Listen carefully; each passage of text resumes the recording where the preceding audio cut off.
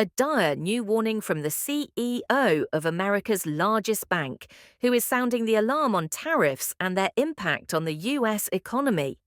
We're talking about JPMorgan's Jamie Dimon saying that Trump's tariffs are extreme, that he believes the full impact are still yet to be felt. It did not begin with a bang, it began with a bill. Subaru, the Japanese automaker beloved by middle-class Americans for its no-nonsense reliability and humble price tags, made the kind of announcement that sends shockwaves through more than just the showroom. Prices were going up by as little as $750 on some models and by more than $2,000 on others. Just today, Subaru in America announcing it's about to raise the price on several of its models. A hike that could range between $750 per vehicle to more than $2,000 per vehicle. For years, Subaru had done everything it could to shield buyers from the inflationary effects of Trump's trade war. But now they were done absorbing the damage. The costs were too high, the math no longer worked, and so they passed the pain straight to the consumer. They called it market conditions. But everyone knew what they really meant: tariffs. President Donald Trump's economic warpath had finally come home to roost. The 25% tariffs on imported vehicles and auto parts were no longer theoretical. I've already proudly imposed a 25% tariff on all foreign automobiles.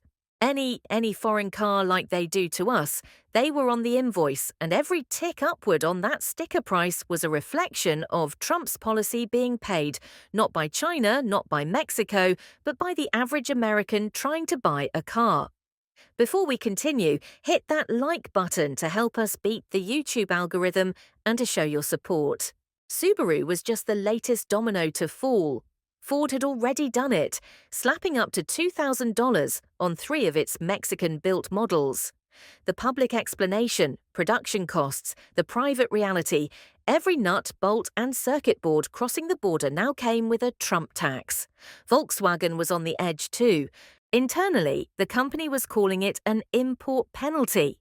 The automaker had paused select shipments entirely, buying time to figure out how to recalibrate pricing in a suddenly hostile trade environment. Dealerships were warned. Buyers were told to expect a transparent adjustment. What that meant: more money, less value, and zero warning. Even Toyota, which had built much of its American brand on producing domestically, could not dodge the fallout. It still imports over 1 million vehicles worth of parts and fully assembled cars into the United States every year. The company's executives, stunned by the tariff hike, admitted they could not yet calculate the full damage. Early estimates projected a $1.0, $2 billion profit loss in just 60 days. And yet, Toyota kept US showroom prices steady, not because it could afford to, but because it could not afford the public backlash. For now, they were eating the cost, but they knew the menu. Sooner or later, it would come out of someone's wallet. Before we continue, hit that subscribe button to show your support to the channel. As consumers felt the heat, the warning lights were flashing on Wall Street. Jamie Dimon, the chief executive of JPMorgan Chase and arguably the most powerful banker in the country, dropped the mask. He called the tariffs extreme, warned of a possible 10% market drop, and cautioned that credit could tighten rapidly if the pain escalated. Dimon was not alone. Global industry leaders were whispering the same thing.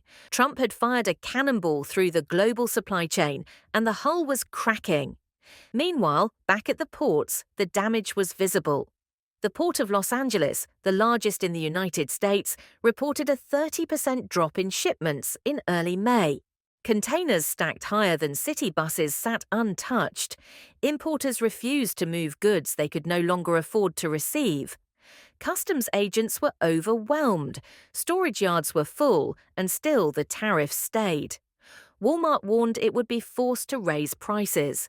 Trump lashed out on social media, insisting the company eat the tariffs, because to him, this was never about economics. It was about optics. He needed someone else to take the blame. The deeper truth, they were all taking the hit. Auto suppliers, dealers, factory workers, the economic chain from assembly line to driveway was buckling. And the final link, the consumer, was now stretched to the breaking point. Polls showed more than 60% of Americans believed tariffs were hurting more than helping. Those numbers were climbing. The very voters Trump had once promised to protect, the working class, were now bearing the cost of his war with the world. Used car prices surged as buyers fled the new vehicle market. Families delayed purchases, credit applications climbed, and behind every statistic was a simple, brutal reality. The average American was being priced out of mobility, out of choice, out of the American dream. This was not just domestic carnage, it was global confusion. In Germany, Volkswagen warned that tariffs would hurt prosperity on both sides of the Atlantic. In Japan, Toyota executives were openly baffled. "We do not know what to do," one CEO admitted. In Geneva, trade lawyers passed every comma of every threat from Washington, trying to decide if this was policy or performance. The answer, both. The performance was political, but the consequences were permanent. Trump had doubled down on the auto tariffs in early April, calling it Liberation Day. His administration slapped a 25% tax on all vehicle imports, affecting roughly 8 million cars a year. He added another 30% tariff on Chinese goods, a 10% across-the-board tariff on nearly every other import, and then a special steel and aluminum tariff for good measure. The result? Total chaos. Even cars built in America were now more expensive because the parts inside them still came from abroad. Analysts estimated Trump's tariffs added roughly $3,000 to US-built vehicles and up to $6,000 on those assembled in Mexico or Canada. The average buyer never saw it coming. It did not stop with cars, refrigerators, washing machines, microwaves, smartphones, medical equipment, all impacted. And when prices go up for goods, wages do not magically rise to match them. The pain trickles down and stays there. Auto dealers, once silent, began to speak out. A coalition of manufacturers, suppliers, and sellers begged the White House to reconsider. They warned of a domino effect: layoffs, bankruptcies, plant closures. Their warnings were ignored, and then came the reports from Stellantis, Jeep's parent company. They had tried offering discounts to absorb the tariffs, but it only worked temporarily. Profits shrank. Suppliers pulled back. Every percentage point shaved from the sticker price was taken from someone's paycheck on the back end. Behind closed doors, financial institutions were panicking. Internal memos from banking giants hinted at exposure levels far beyond public estimates. Lenders were tightening terms. Car loans were harder to get. Interest rates crept upward. Americans were being hit from every direction: at the lot, at the grocery store, and at the bank. And all the while, Donald Trump smiled on stage, declaring the economy stronger than ever. A delusion dressed in a red tie. What Wall Street saw was different. What they saw was fracture. In fact, the only thing holding the markets together was hope. Hope that a deal was coming, that cooler heads would prevail, that maybe, just maybe, Trump's tariffs were just leverage, not policy. That illusion broke when Subaru raised its prices. And when Ford followed, the dam cracked. Now the clock is ticking. Global confidence is collapsing.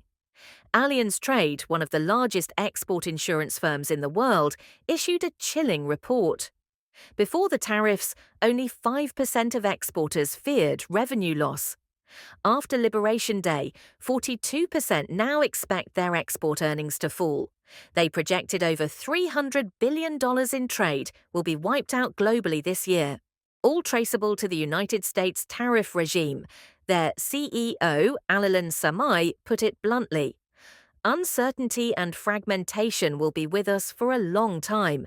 Trump's response: silence, or worse, pride. In his eyes, disruption is proof of power.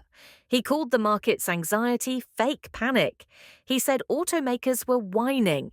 And when asked directly if he would consider lifting the tariffs, he laughed. Why would I? We are winning, but the scoreboard says otherwise. Car prices are up, corporate earnings are down, inflation expectations are spiking. The American consumer is losing, and the global economy is one misstep away from a full-blown crisis.